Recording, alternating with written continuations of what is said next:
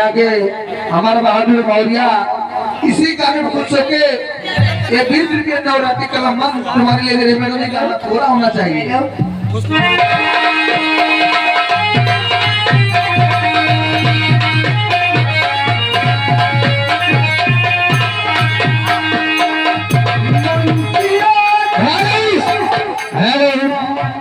हमारे भैया जी हमारे रवि भाई झांकी के मालिक जी इसी गाना पर 20 रुपया दिए उनके लिए कहना क्या चलते फगुड़वा सैया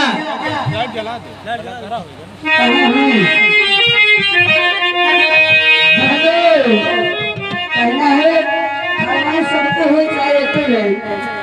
अरे चल